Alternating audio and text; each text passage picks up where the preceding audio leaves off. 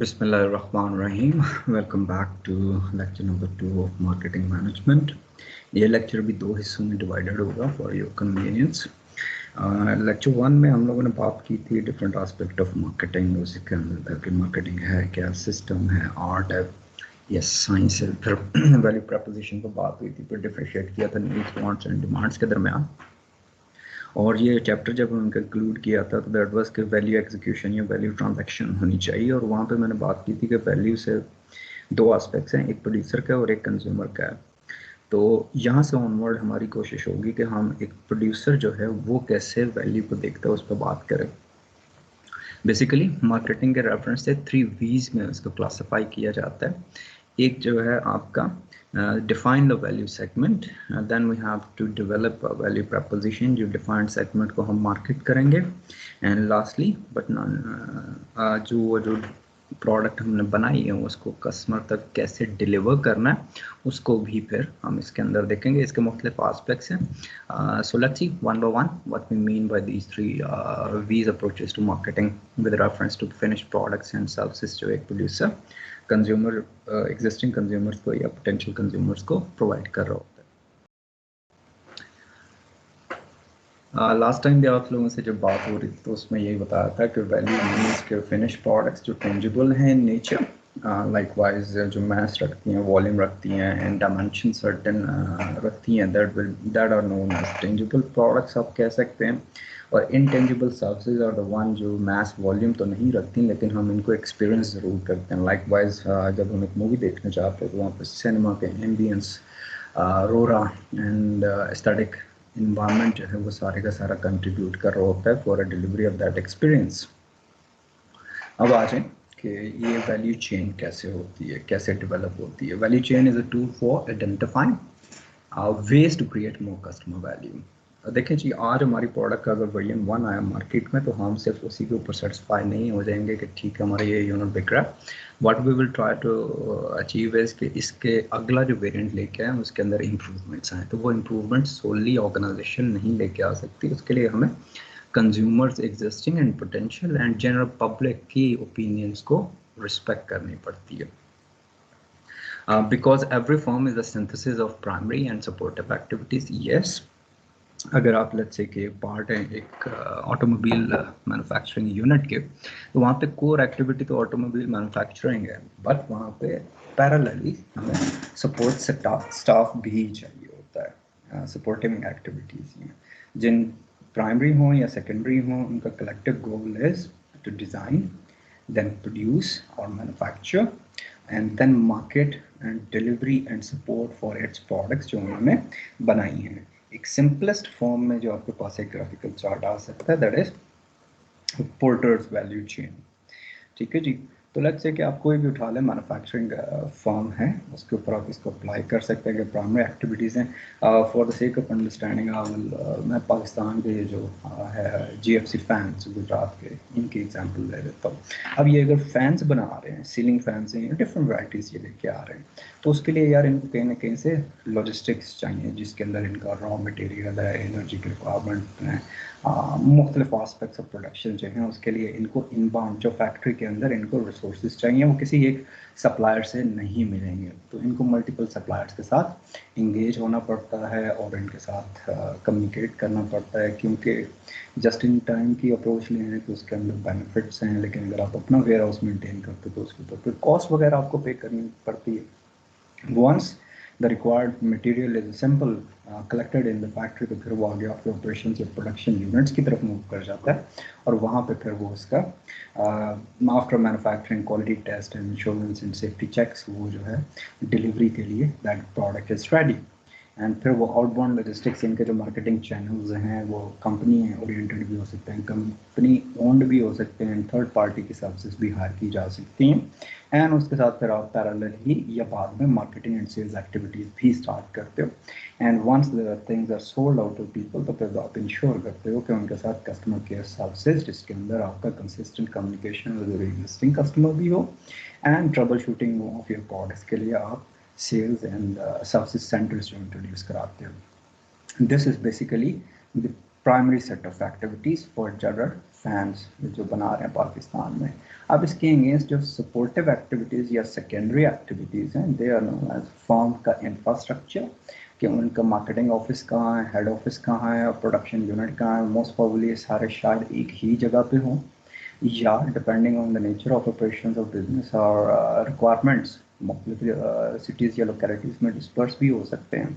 फिर आप देखिए कि ह्यूमन रिसोर्स जो आपका ह्यूमन कैपिटल है उसको भी आपने मैनेज करना, तो उसके लिए वो आस्पेक्ट ऑफ HRM भी आपने देखना।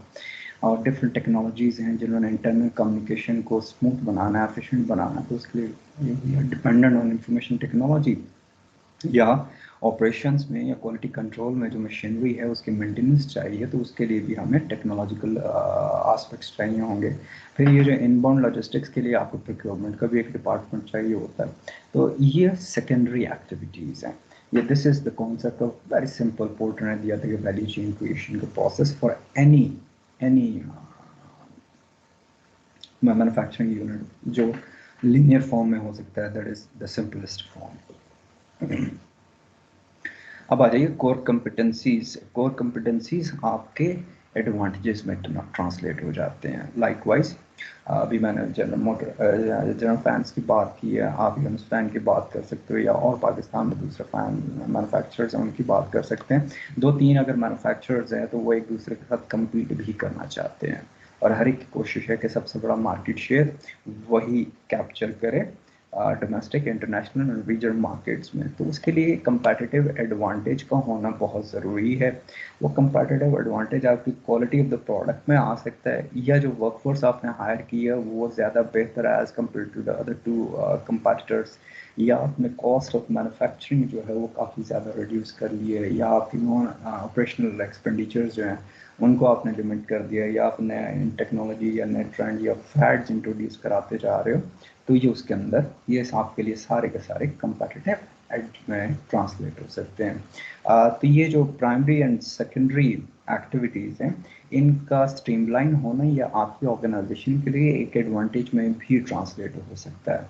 अगर आपके functions and departments coherently and एक मैकेनिज्म के थ्रू काम कर रहे हैं, तो आप उसमें देखेंगे कि आपकी वेस्टेज ऑफ मटेरियल कम हो जाएगा और जो डिफेक्टिव प्रोडक्ट्स हैं उनका रेशो भी कम होता जाएगा, which we can translate into cost efficiencies and performance efficiencies. तो ये हमारे लिए एक ऐसे एडवांटेज में ट्रांसलेट हो जाता है।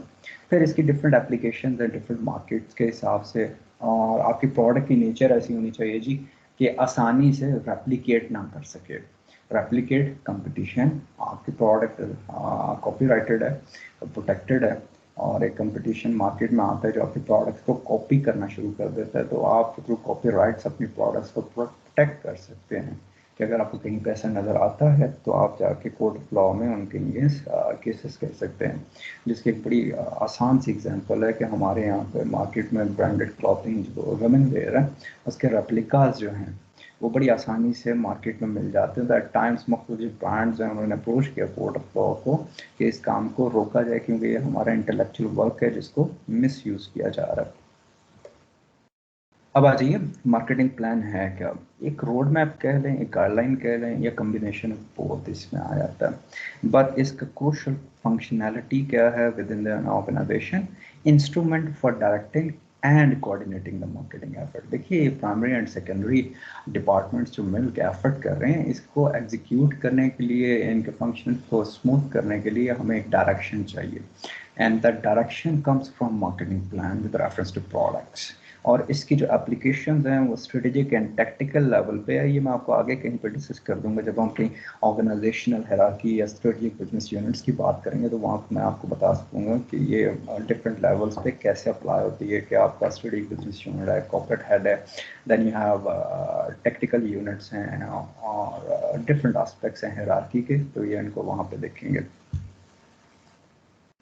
अब आ जाइए application of a marketing plan at strategic level and tactical. Tactical is operational and operational is a day-to-day functionality of an organization जो उसके अंदर ये कैसे काम करती है।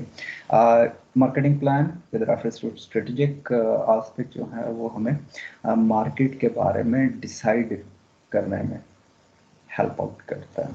ऑफ कोर्स ये प्लान तभी डेवलप होता है जब आप प्रीवियस हिस्टोरिकल डाटा को एनालाइज करके फाइंडिंग्स की बेस पे आप डिसीजंस लेते हैं। इट्स नॉट कि आप डिसीजंस एट करंट डेटा लेते हो, historical available, secondary and primary and third party research की बेस पे आपके पास जो फाइंडिंग्स आती हैं विद रेफरेंस टू मार्केट के कंज्यूमर के डेमोग्राफिक्स क्या है, परचेजिंग पावर क्या है, micro and macro economic level पे ओवरऑल मार्केट कैसे बिहेव कर रही है, तो उसकी बेस पे हम ये फिर सर्टेन डिसीजंस लेते हैं और उन डिसीजंस की बेस पे फिर हम अपनी वैल्यू प्रपोजिशन को एवरी सिंगल टाइम रिन्यू करते रहते हैं एंड देन फिर हम मार्केट के एनालिसिस भी कर सकते हैं। अब यहाँ पे जो हम मार्केट एनालिसिस करेंगे ये फ्यूचर प्रोजेक्शंस होंगी ट्रेंड्स के बारे में कि अगर इकोनॉमिकली एक इकोनॉमी टोबैको की तरफ जा रही है तो फ्यूचर में कंज्यूमर का बिहेवियर क्या होगा with reference to your products और overall economic activities of country और रीजन और इंडस्ट्री, तो उसके बारे में हम प्रोजेक्शंस कर सकते हैं। ये तो हो गया मार्केटिंग प्लान का स्ट्रेटजिक एस्पेक्ट। और दूसरा जो एलिमेंट मैंने आपको बताया था कि टैक्टिकल या ऑपरेशनल या डे टू डे एक्टिविटीज़ को चलाने के लिए आपको ये कैसे हेल्प कर सकते हो, उसमें पहला है जी कि प्रोडक्ट फीचर्स आपने बताना है। अब आपने देखा होगा, नोट किया होगा, दो ब्रांड्स हमारे यहाँ पे मैट्रिक्स के, एक one is master and second is multiform. आप अगर इन दोनों की वेबसाइट्स पे जाकर देखें तो ये बड़ा एक इनिशियल क्रूड फॉर्म से स्टार्ट हुए, फिर आहिस्ता आहिस्ता ये अपने प्रोडक्ट्स के अंदर वेरिएशंस लेके आ रहे हैं, फीचर्स के अंदर लेके आ रहे हैं। आई मीन ब्रांड ए जो है वो अगर मैट्रेस इंट्रोड्यूस करा तो कहीं पे कूल टेक्नोलॉजी है, कहीं पे आपका लंबा सपोर्ट के वो फीचर्स लेके आ रहे हैं। और if you have issues related to pain तो उसके लिए स्पेशलाइज्ड मैट्रेसेस वो डेवलप कर रहे हैं। तो एक जो क्रूड फॉर्म से चले थे, वक्त के साथ साथ अपने प्रोडक्ट्स में नए से नए फीचर्स लेके आ रहे हैं and same goes for promotion के, वो स्टैंडर्डाइज प्रमोशनल एक्टिविटी से अब उसको नया वक्त के साथ साथ जब ट्रेंड्स चेंज हो रहे हैं तो उनके अकॉर्डिंगली वो प्रमोट करके जा रहे हैं। फिर इधर फैक्ट्री ओन्ड आउटलेट्स हैं जहाँ पे आप जाके इनकी चीज़ें परचेज कर सकते हो, या थर्ड पार्टी वेंडर्स तक वो चीज़ें पहुँचाना, तो मर्चेंडाइजिंग को उसको देखते हैं। And other important element that is price, जो रेवेन्यू जनरेशन की कोर एस्पेक्ट है, उसको भी आपने देखना होता है। इसके अंदर डिफरेंट है। जब हम ये लेक्चर्स की सीरीज़ के आगे फर्दर मूव करेंगे तो वहाँ पे डिटेल में तो बात कर लेंगे, कहीं पे साइकोलॉजिकल प्राइसिंग आप क्यों करते हो, या कहीं पे अगर आपने डिस्काउंट प्राइसिंग देनी है तो उसका मैकेनिज्म क्या है। डिफरेंट एस्पेक्ट्स है प्राइसिंग, और ये प्राइसिंग का जो भी आप सेट ऑफ एप्लीकेशंस करोगे तो उसके कॉन्सिक्वेंसेस क्या आ सकते हैं, बेनिफिट्स क्या आ सकते हैं। फिर आपके सेल्स चैनल हैं, डिफरेंट एस्पेक्ट्स जिनके अंदर आपका मार्केटिंग प्लान आपको हेल्प करते हैं। लास्ट बट नॉट लीस्ट के पोस्ट परचेज कस्टमर डीलिंग के साथ आप कैसे सर्विसेज उसको प्रोवाइड कर सकते हैं। अब स्ट्रेटेजिक लेवल पे अगर हम मार्केटिंग प्लान को इम्प्लीमेंट कर रहे हैं तो उसको इम्प्लीमेंट करना, एग्जीक्यूट करना और फिर उसके ऊपर एक चेक रखना, दैट इज कंट्रोल प्रोसेस, तो वो कैसे करेंगे। तो सर इसके अंदर सबसे पहले आपने प्लानिंग फेज में जाना है। और लेट्स से यहाँ पे बात कर लेते हैं निशात ग्रुप ऑफ कंपनीज की। तो निशात ग्रुप ऑफ कंपनीज के अंदर टेक्सटाइल सेक्टर भी इंक्लूडेड है, बैंकिंग सेक्टर भी इंक्लूडेड है और इंडिपेंडेंट पावर प्रोड्यूसिंग सेक्टर भी इंक्लूडेड है। ये तीन स्ट्रेटेजिक बिजनेस यूनिट्स हैं निशात ग्रुप ऑफ कंपनीज है। Banking sector is also there, चार कर लें। अब इसके अंदर आपने अगर प्लानिंग करनी है एट द कॉर्पोरेट लेवल तो निशात ग्रुप ऑफ कंपनीज के लेवल पे आप करेंगे, ठीक है। वहाँ से जो स्ट्रेटजीज, हाँ, ये गाइडलाइंस आपको पास ऑन की जाएंगी तो आप हर डिवीजन के हिसाब से, हर बिजनेस यूनिट के हिसाब से अकॉर्डिंगली प्लान करेंगे। ऑफ कोर्स जो बिजनेस बैंकिंग सेक्टर के लिए होंगी वो कभी भी रिलेट नहीं कर सकती आपके टेक्सटाइल सेक्टर के लिए, तो हर यूनिट को अलग से फर्दर अपनी स्ट्रेटजीज इम्प्लीमेंट करनी पड़ेंगी एंड अकॉर्डिंगली फिर आपने अपने बिजनेस प्लान बनाने हैं। और बैंकिंग वाला जो है वो अपनी नई प्रोडक्ट्स को देखेगा, मार्जिन को देखेगा। सेम गोज फॉर के इंडिपेंडेंट पावर प्रोड्यूसिंग यूनिट्स में अगर निशात ग्रुप ऑफ कंपनीज है तो वो कम्पीट कर रहे हैं आपके फॉर फर्टिलाइजर वालों के हैं, फातिमा वालों के हैं, और उसके अलावा और बहुत सारे हैं जो इंडिपेंडेंट पावर प्रोड्यूसिंग यूनिट्स हैं जो गवर्नमेंट के बिहाफ पर इलेक्ट्रिसिटी प्रोड्यूस करें। तो कहने का मकसद ये है कि कॉर्पोरेट ऑर्गेनाइजेशनल लेवल पे और उसके बाद स्टडी बिजनेस यूनिट के लेवल पे एंड देन डिविजनल लेवल पे आपने अपनी स्ट्रेटजीज को प्लान करना है। Once you have planned it, इतने हायरार्की सेट पे, देन काम से आपने उसको इम्प्लीमेंट करना है। तो ऑर्गेनाइजेशन टू ऑर्गेनाइजेशन आपके टारगेट्स, गोल्स जो प्लान किए थे उनको इम्प्लीमेंट करने और उसके बाद ऑर्गेनाइजेशन की इम्प्लीमेंटेशन के बाद कंट्रोलिंग करनी है। अब कंट्रोलिंग या फीडबैक कह लें या चेक कह लें, इसकी वजह यह है कि वो जो इतनी एफर्ट की है उसके आउटकम्स क्या आ रहे हैं। अगर तो डिजायर्ड आउटकम्स आ रहे हैं तो परफेक्टली फाइन, हम सिस्टम को स्ट्रीमलाइन करते जाएंगे। लेकिन अगर हमारे डिजायर्ड टारगेट्स या ऑब्जेक्टिव्स अचीव नहीं हो रहे तो तब फिर हमें ट्रबल शूटिंग की तरफ जाना पड़ेगा, और जहाँ पे भी रीजन आइडेंटिफाई करेंगे उनको रेक्टिफाई करने की कोशिश होगी, ताकि हम एक करेक्टिव एक्शन ले सकें। तो स्ट्रेटेजिक लेवल पे मार्केटिंग प्लान पहले आपने प्लान करना है, then you have to implement it, and finally you have to make sure कि जो आपके डिजायर्ड टारगेट्स हम आपके अचीव हो, that can be achieve through controlling mechanism. अब आ जाइए कॉर्पोरेट हेडक्वार्टर्स और प्लानिंग एक्टिविटीज़ जो हैं। इसके अंदर आप सबसे पहले कॉर्पोरेट मिशन डिफाइन करेंगे। मिशन स्टेटमेंट अक्सर आप लोगों ने डिफरेंट असाइनमेंट्स को आपको असाइन किया गया हो कि go and try to study the vision and mission statement of different companies. तो वो जो है एक self motivating and driving force या गाइडलाइन कह सकते हैं या फिलॉसफी कह सकते हैं, एक ऑर्गेनाइजेशन जो लेके चलती है। इसके अंदर उस organization as a single entity क्या उसकी अप्रोच है with reference to the welfare and betterment of collective society जिसके अंदर वो ऑपरेट कर रहे हैं, वो गवर्नमेंट लॉज को कैसे अवॉइड करते हैं, कम्पीट किन मॉरल वैल्यूज़ पे वो करना चाहते थे, ये सारे के सारे आपका कॉर्पोरेट मिशन स्टेटमेंट में आएगा। फिर based on your corporate mission statement you have to develop a strategic business unit. आपने उसको लेके चलना है और उसके अंदर आप इस्टेब्लिश करेंगे। तो देन आपने ये जो बिजनेस यूनिट्स बनाए हैं उनके लिए रिसोर्सेज भी आपने एलोकेट करने हैं। It's not going to happen कि आप 2-3 बिजनेस यूनिट्स को बना लें लेकिन रिसोर्सेज आप उनके लिए अगर प्रोवाइड नहीं कर सकते तो वो बैकफायर करेगा, that is not going to help. और फिर आपने हर बिजनेस यूनिट की अपॉर्चुनिटीज, ग्रोथ अपॉर्चुनिटीज को भी स्टडी करना है। अच्छा, अब आ जाइए कंपोनेंट्स एक अच्छी मिशन स्टेटमेंट्स के क्या हो सकते हैं। राइट भाई, जितने कम से कम गोल्स, 2 मैक्सिमम, 2 या 3, ये भी बहुत ज़्यादा है, 2 गोल्स तक रखें। Focus on limited number of goals, then based on those goals you have to stress on your major policies and values जो आपको हेल्प आउट करेंगी उन गोल्स को अचीव करने के लिए। जो थर्ड एस्पेक्ट है, आपकी मिशन स्टेटमेंट को इतना ब्रीफ एंड कंसाइज और इतना अंडरस्टैंडेबल होना चाहिए कि वो कंपटीशन आप कैसे करेंगे एक इंडस्ट्री के अंदर उसके भी इंक्लूड करना चाहिए। एंड आपकी जो मिशन स्टेटमेंट है इसके अंदर इतनी फ्लेक्सिबिलिटी होनी चाहिए कि ये लॉन्ग टर्म एक व्यू भी प्रोवाइड कर सके।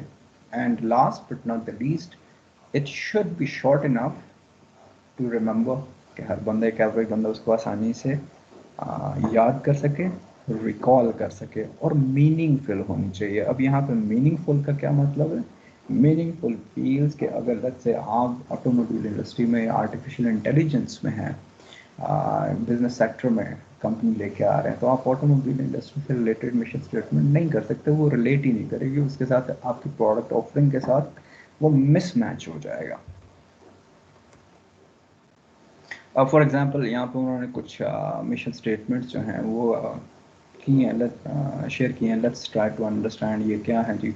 कंपनी इन क्वेश्चन कहती है जी कि our vision is to be the global market share leader in each of the market we serve.